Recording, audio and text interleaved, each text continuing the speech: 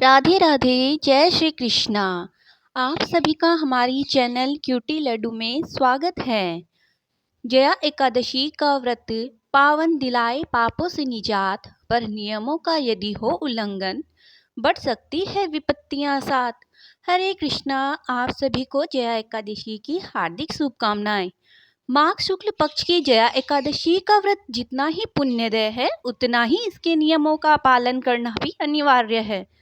शुभ मुहूर्त और विधि का ध्यान न रखने पर व्रत का पूर्ण फल प्राप्त नहीं होता और जीवन में परेशानियों का सामना भी करना पड़ सकता है।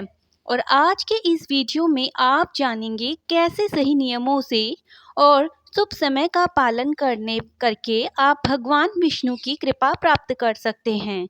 सावधानी पूर्वक किए गए इस व्रत से ही आपके सभी कष्ट दूर हो सकते हैं और जीवन में सुख समृद्धि की भी प्राप्ति हो सकती है। तो आइए आज के इस वीडियो में आगे बढ़ते हैं।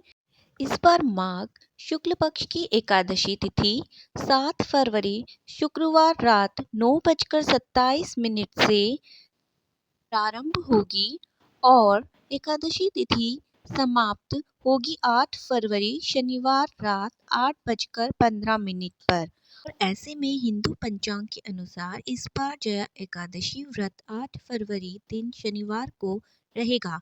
7 फरवरी शुक्रवार को दसवीं तिथि के नियमों का पालन किया जाएगा। 8 फरवरी शनिवार को ब्रह्म मुहूर्त सुबह 5:30 से 6:18 तक रहेगा।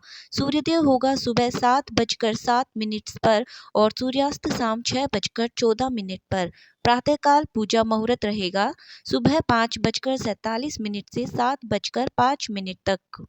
शाम का पूजा मुहूर्त शाम 6:06 से 7:24 तक रहेगा। राहु काल सुबह 9 बजे से 10:30 तक रहेगा।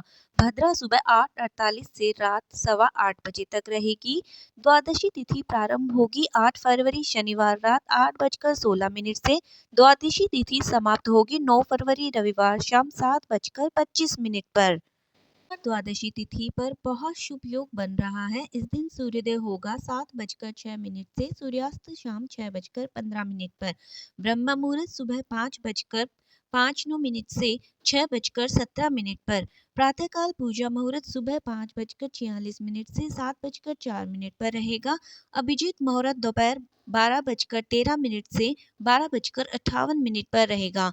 त्रिपुष्कर योग शाम 5:53 से 7:25 तक रहेगा। अमृत काल सुबह 7:58 से 9:34 तक रहेगा। राहु काल शाम 4:30 से 6 बजे तक रहेगा।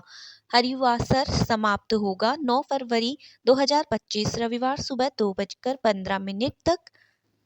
देखा जाए तो 8 फरवरी रविवार को मध्यरात्रि को ये समय होगा, व्रत खोला जाएगा, यानी कि व्रत का पारण किया जाएगा। फरवरी दिन रविवार को सुबह 7:07 से 8:55 के बीच में। हालांकि जो लोग किसी कारण से सुबह व्रत ना खोल पाए, वह दोपहर में 1 से 3 बजे के बीच में भी व्रत को खोल सकते हैं, क्योंकि इस बार द्वादशी तिथि रविवार को सारा दिन रहने वाली है।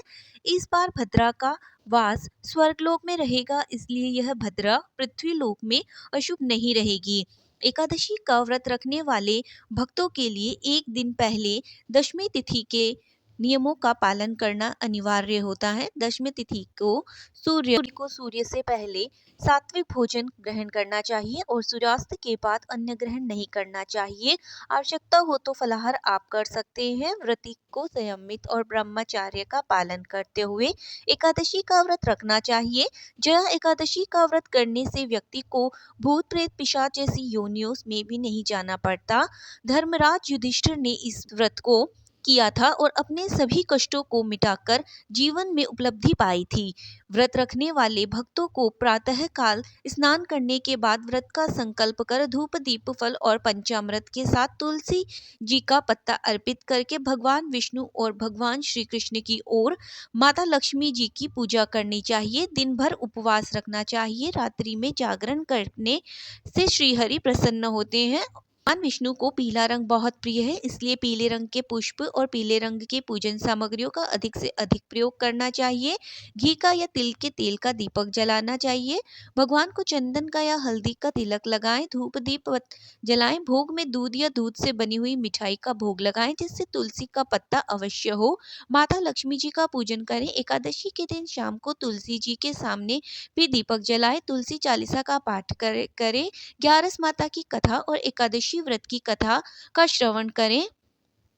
एकादशी व्रत में क्या खा सकते हैं और क्या नहीं खा सकते, यह भी जान लीजिए। भक्तों को किसी भी तरह का अनाज या सामान्य नमक, लाल मिर्च या अन्य मसालों नहीं खाने चाहिए। कटु और सिंघाड़े का आटा, रामदाना खाएं। खोए से बनी मिठाइयाँ, दूध, दही और फलों का प्रयोग करना चाहिए। इस व्रत में किया जाता है और दान भी इन्हीं वस्तुओं का किया जाता है। चावल या चावल से बनी वस्तुओं को पूरी तरह से एकादशी के दिन त्याग करना चाहिए और द्वादशी को किसी के घर एक समय का भोजन बन पाए इतना आटा, दाल, नमक, घी और कुछ धन रखकर संधि के रूप में दान करने का विधान है। इस तरह से एकादशी का व्रत रखा जाता है। अगर यह जानकारी आपको पसंद आए तो चैनल को लाइक एंड सब्सक्राइब अवश्य करिए। कमेंट में जय श्री हरि लिखना ना भूलें। आप सभी को एकादशी की हार्दिक शुभकामनाएं। धन्यवाद।